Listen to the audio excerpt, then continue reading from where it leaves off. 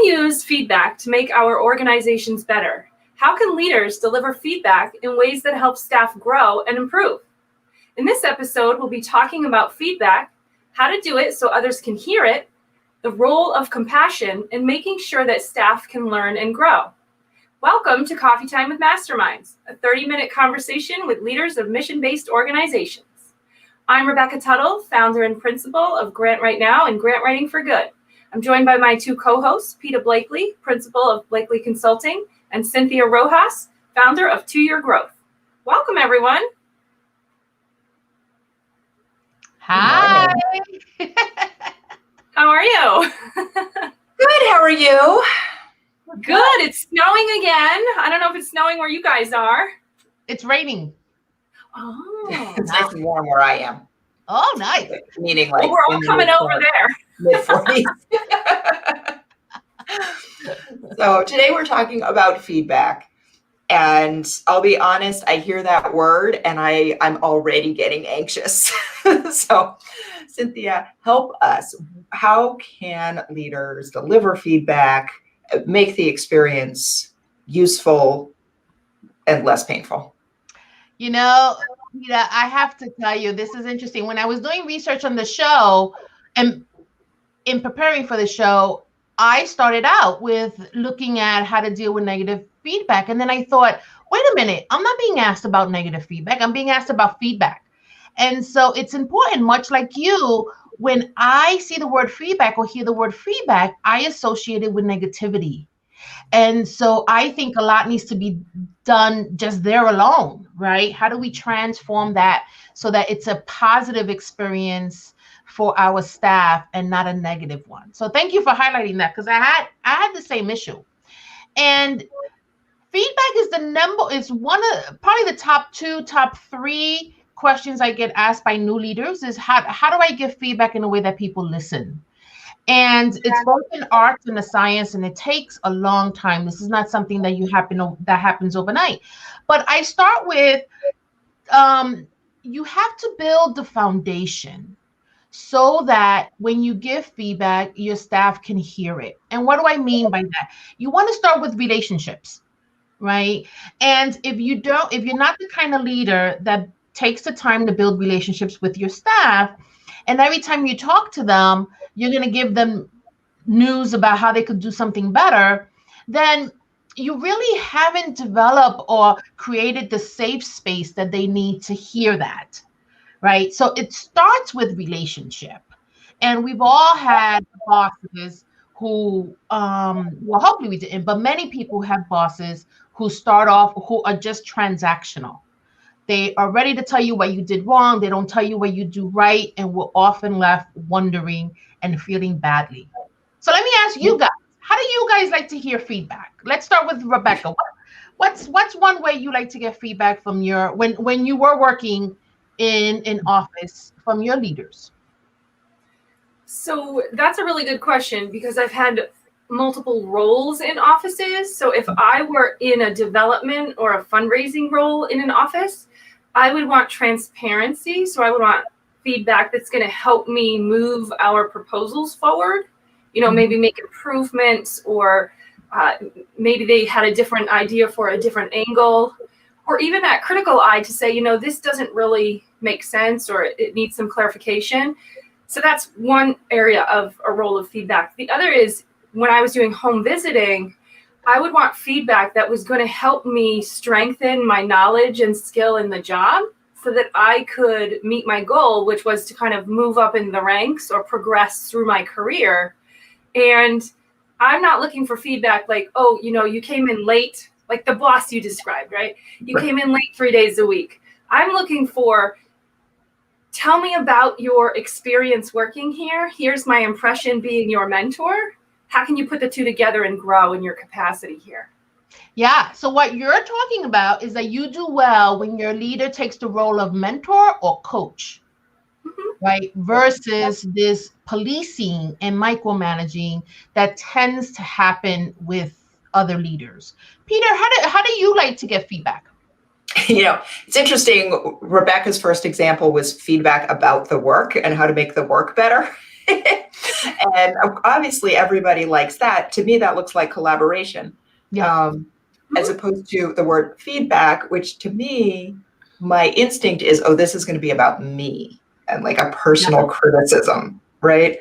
So I think when we start to expand and think, this is just helpful advice, right? Or this is somebody else's input, it's incredibly useful, and think about all of the ways now that we're constantly asking people that we respect and trust for feedback. We pay people to give us feedback about different elements of our organizations, right? And we appreciate it. But somehow at work, I think we get the impression that it's scary. And one of those reasons I think is that it's delayed. When somebody pulls you aside and says, I've got to give you some feedback, it is often going to refer to something that already happened in the past that you can't do anything about. Or they've waited until the end of the year to tell you you're generally doing some element of your job, right? It's just, we call that a lagging indicator. It's just too late, right? It's just too late to be useful. And so it can only serve to make you feel bad, right? Yeah. Oh, yeah. I used to tell my team, if I've given you an annual performance appraisal and you are surprised by anything, I did not do a good job. Yeah. Right. So you're so right. The annual appraisal is not the only time you should be giving feedback. It's probably the worst time and the least effective time to give feedback. God, yeah. And they're rushed because it's something you have to get done. It's required. Right. And when you have systems that require things like rules and policies, I don't think that's as constructive feedback as guiding someone along the way. But this is where my father taught me the expression, take everything with a grain of salt. Because as you had mentioned earlier, Cynthia, about that very regimented leader, that's only one person's opinion. If outside of that opinion, you're thriving, making progress, your clients are being, making progress and being successful, then that's just one person's opinion that you have to weigh against everybody else's feedback. Yeah. And so there are some things. So we tend, and I think this has to do with organizational culture or what perhaps we learned in school, I'm not sure, but we tend to focus on solving the problem, right? So, and so researchers call this the problem-centered approach. And it's already it already has a negative connotation, right? Because now you are coming in with a deficit mindset. We have a problem that I have to fix. And the way I'm going to fix it is that I'm going to tell you, Peter, what you did wrong so that then you can do it better, right? Versus if I built a relationship with you, part of that relationship building, and this is for leaders who are truly invested in the growth of their staff. And I think that's part of the title for this show is if you're truly invested, then you should know what are your staff's personal dreams and personal vision for their professional life, right? And then you build on that. And there's an inventory that you can take. I get that some people have problems with their staff just aren't performing. Well, Sin, how am I supposed to deal with that? It's great they have a vision, but they're not doing their job, right? And so I tend to ask people, well, let's go back to when you trained them, or let's go back to their orientation. Do they know what their role is? And I'll tell you a quick story. I was talking to a director the other day. You can't make this up. And she is she's working with a team, and she told me that in the meeting she asked her team, what do you think your role is in this work? And they said, oh, we're here to build a strong infrastructure and build good processes to help our clients. What was the position? What was the position they held? So this is an organization that works with families, giving them basic needs. But she was shocked by that. With their job giving basic needs? Right. No one mentioned. Well, one person mentioned it, and it was the newest person in the team. And he said, wait a minute, isn't our goal to help families come out of poverty? And we do that by way of basic needs? Yeah. And he thought their role was to develop better processes. She said that blew her mind. And she realized that She needs to bring the team together and go back to the basics. Why are we here?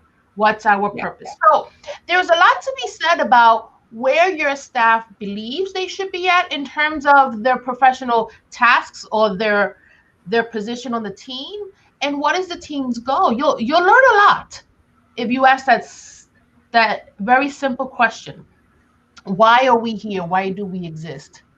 So let's start. Can I ask a question, Cynthia? Yeah.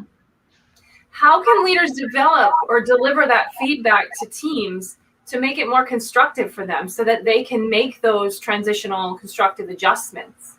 Because receiving feedback is one part of this conversation. Also, giving feedback is another. And feedback from a superior doesn't always make it the only feedback that we should be looking for, right? Because they themselves will get feedback on how they're performing and then how we're performing. So how do you respond to that? Yeah. So it goes back to the relationship building.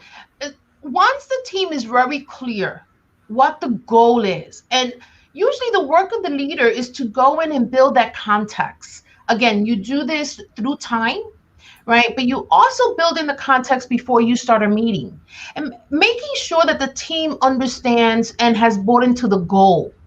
If we all buy into the same result, we're more open to feedback, right? This happens with the three of us. We want a great show. That's our purpose. And I mean, that's one of our goals. And so we give each other feedback all the time, and never once has anybody been offended, because the feedback is about being better, and we've all committed to that goal.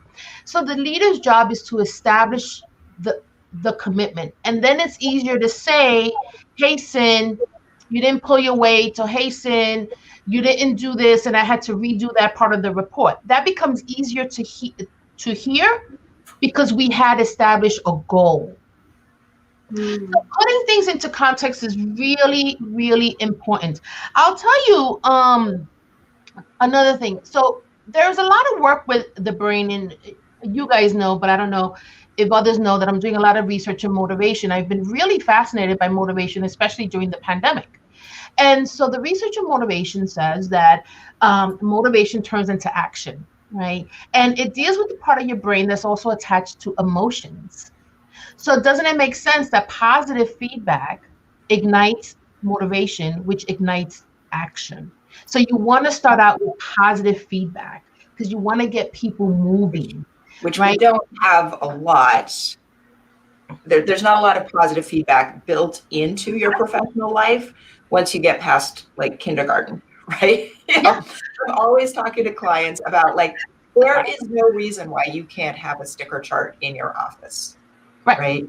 And this is a good way to build towards what you're talking about all having one goal and understanding what our role is towards that goal. Right. Yeah. So, if we are all committed to the same outcome, providing families with basic needs, and the step that we take responsibility for is meeting with families or making referrals or, whatever mechanism that is, we should get a sticker every time we do that task. Like we should all be able to identify that that's the task. And when you've done it appropriately, you get a check mark. We tend to forget about that. I think we think, oh, if I don't say anything, you were doing it right. And you just end up with a lot of confusion. So, and I think that supports. Oh, that wasn't quite right. Here's why it wasn't quite right. You should try it again. And this isn't a condemnation of you personally. We just need to do it better. So. Yeah.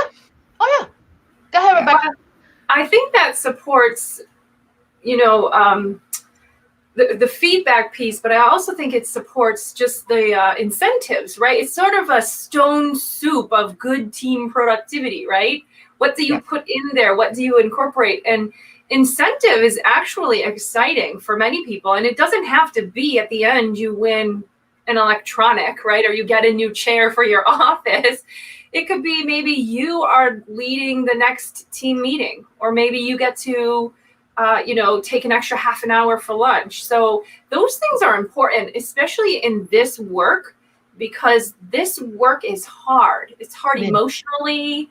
It's very taxing. And having those incentives are important. And it also shows the employee or the team member that not only are you giving everything you have to make an investment in this organization, but they're returning that investment in you as an employee. Yeah, and you said something important. In the nonprofit sector, there's so much emotional, I don't know what to call it, like investment and inventory that gets put into the work, right? And a few of our clients take the time to thank us. Usually they have needs, those needs get met, and they've moved on. Thankfully, they don't need us anymore. This is a good equation. But for the person who moved that along, the word thank you goes a long way. And sometimes that thank you needs to come from the leader.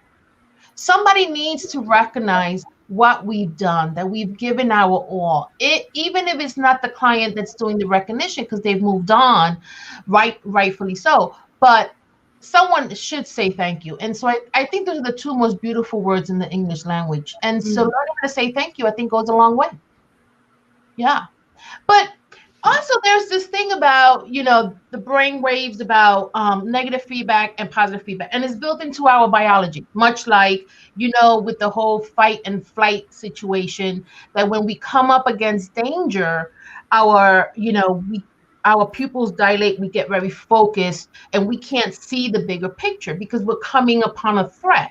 Well, the brain doesn't know if you're up against a lion or you're up against negative feedback. It just reads negativity, right? So when you give feedback, and this is why sometimes, and I'm a big advocate for the sandwich approach, which you start with positive, you put in negative feedback, or feedback that has to do with something that's not going right, and then you end with something positive. But that doesn't work for everybody, because sometimes we are more inclined to focus on the negative. Right. And so we can't even see the bigger picture. But if you start with positive, guess what happens to the brain? It starts to imagine the possibilities. Right. So let's see what it would be like if you became a manager, Rebecca. Right. And so now your brain starts to think, oh my God, what would that be like? Versus my saying, Rebecca, I'm not sure you're ready to be a manager yet. Yeah. And, I'm of the belief that I would say, well, that's just your opinion, because that's not my goal. So that's Right. where you cut me off. There is no glass ceiling. Like, I'm going to break through that. And that was actually my attitude my whole career before I became a consultant. And people were turned off by that sometimes. They're like, who does she think she is with these monstrous goals, right? But at the end of the day, I'll use myself. I just want to be able to help people. To talking about the goal of the organization, I help people find, right, and secure grant funding, not because I want to get paid to do that, not because I want to give them the skill even. It's because they can take that information, apply it, and bring much needed resources and relief to their community so people's lives are better off. That's why I do what I do. And if I had to do that to get to where I am today, then I'm glad I did, Yeah. So, and I think you have to have that confidence, as you had mentioned, but it takes a long time to get there, and it's hard to get there. Yeah.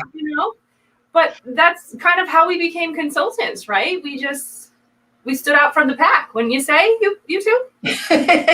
Yeah. I have a long story to that journey, but yes.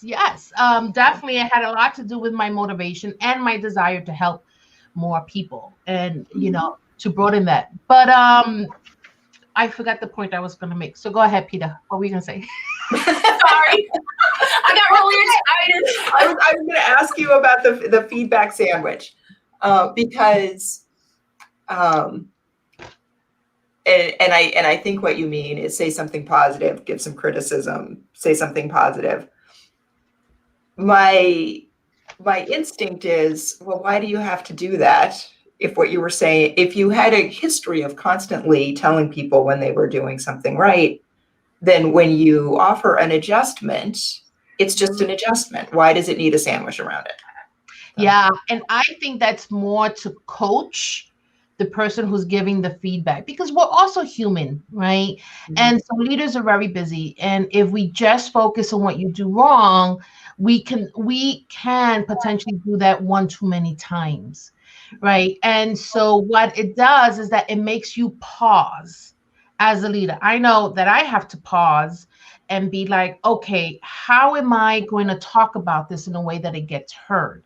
Not just talk about what went wrong, but establish what they're doing well, right? Where something may have gone wrong, and then reestablish how I feel about them, that they do good work, that I believe in this, that I understand that this is a mishap. And I think that's done more for the leader or the person giving the feedback, because the research is still pretty consistent that you should consider giving critical feedback along with positive feedback, unless you have a person, and we all know these individuals who cannot hear the positive the minute they hear the negative, right? Then the recommendation is that you separate the two conversations, right? But that they're balanced, right? And people need to hear 2 to 5 times more positive feedback than negative feedback for them to be motivated to act. And check out what I learned about marriages. The ratio for marriage is 5-1. So they've studied this. So we tend to give our partners feedback all the time. And they have found that successful marriages are based on giving 5 positive feedback to every negative feedback. So it's a 5-1 ratio. And and in addition, we need to hear 2 to 5 times more positive things than we need to hear negative things. So if you focus on the negative, you might sit there too long. Right. Yeah. So if I want a new pair of shoes, I have to compliment my husband 4 times before I get the shoes. Okay, and I have now video evidence to say Cynthia's research. Yes. So let me tell you guys, I asked you guys the question, how do you like to hear feedback? So I recently started working with a new group of people, and the leader is so great. We had a whole session on developing group norms because we're going to be working together for a while. And she asked, how do you like to receive feedback?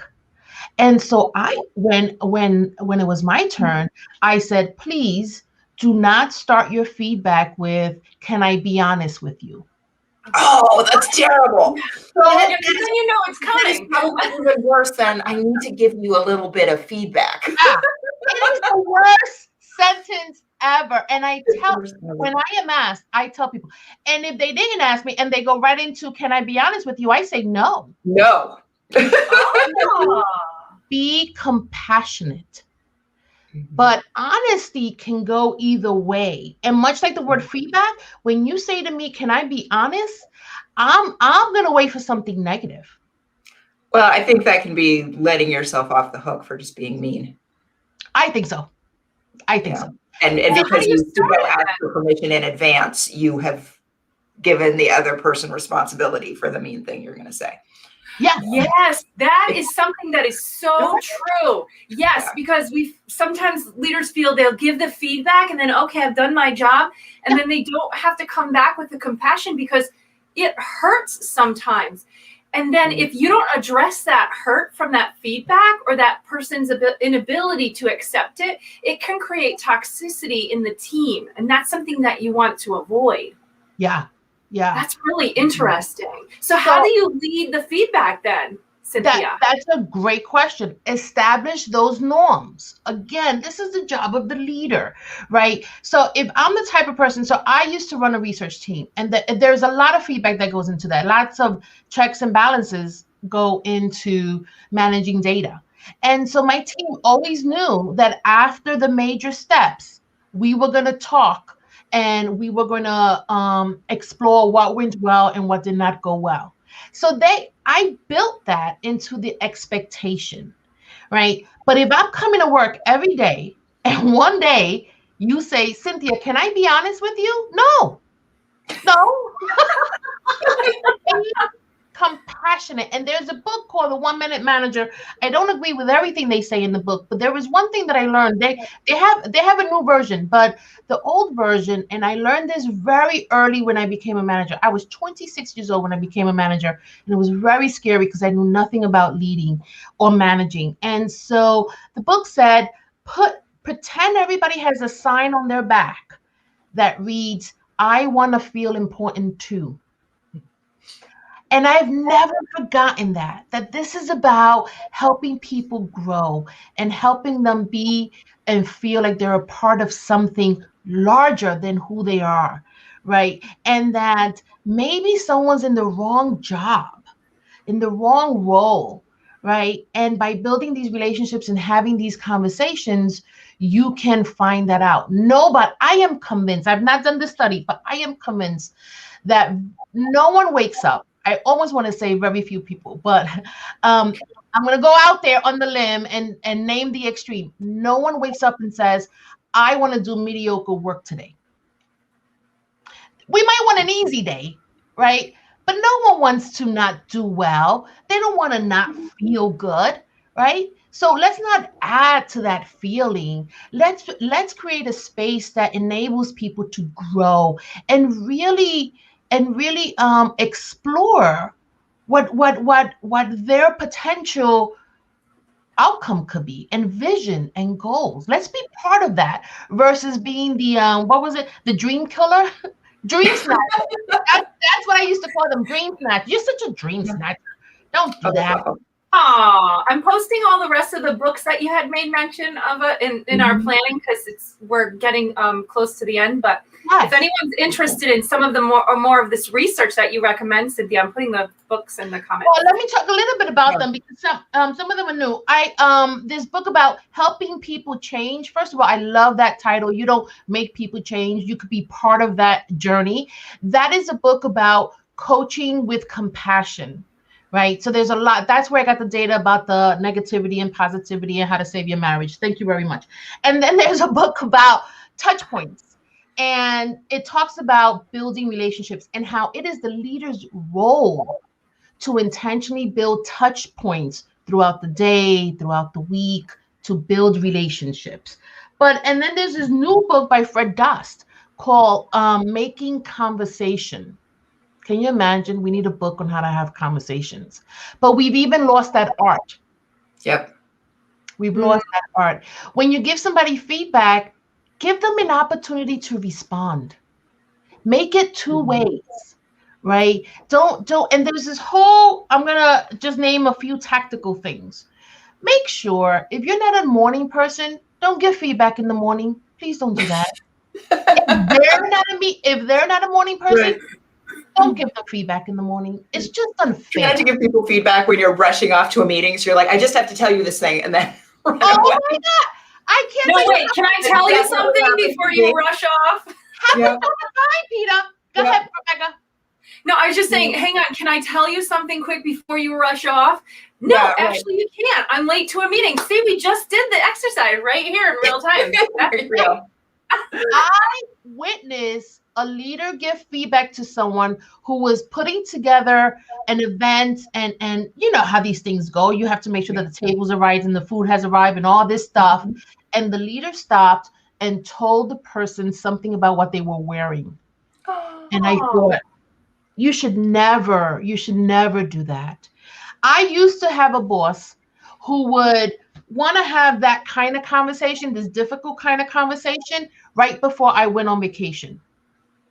Right. So in the beginning, it used to mess up my vacation. I then got good at kind of compartmentalizing it and dealing with it when I came back. Yeah. That only worked so long for me because it still messed with my head. And you know what I started doing? I stopped booking meetings with my boss before I went on vacation. Well, he was probably thinking that your vacation would be an opportunity for you to like mull this over and incorporate it and come back. Right. But now he's hijacked your vacation and basically said, instead of spending 2 weeks rejuvenating, you're going to spend 2 weeks doing this mental work for me. Yeah. And it gave me no opportunity to give her feedback. Right. It gave me no opportunity. I didn't see it coming. Right? I was like, well, this was not a two-way conversation. And then I had to make a decision. Do I come back and pick up that conversation? Right. Or do I just let it be and keep going? And so I just stopped booking meetings before I went on vacation with this person. And so that's not good. When your staff starts dodging you, you're in trouble.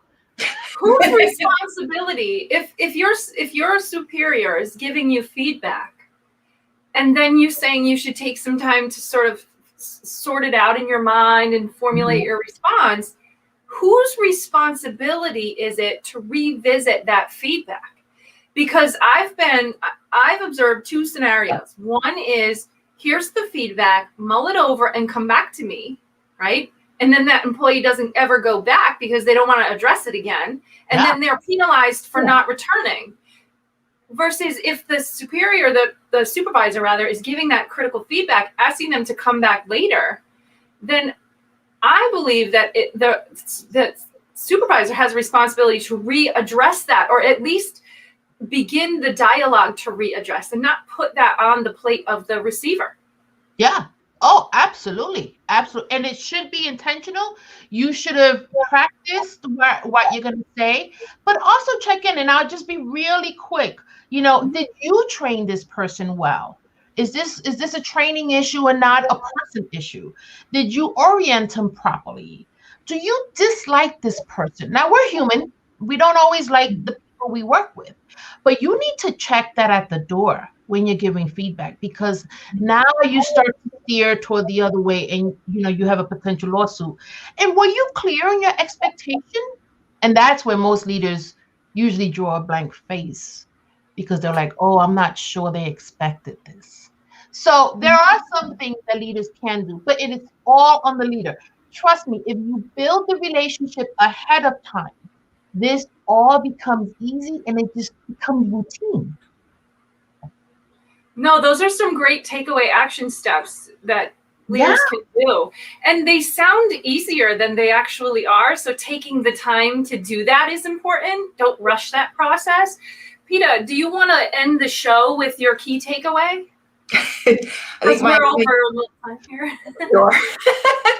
My key takeaway is that giving effective feedback starts with everybody understanding what they're supposed to be doing.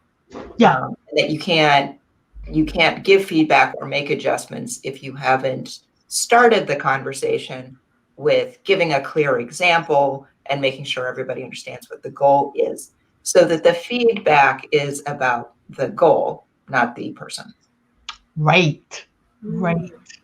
Yay! Now, can I put a plug in here? Because we had done a survey. Peta, you had set up a survey for feedback for Coffee Time some weeks past. Right. Can maybe we could repost that survey link in the comments if anyone wants to give us some feedback.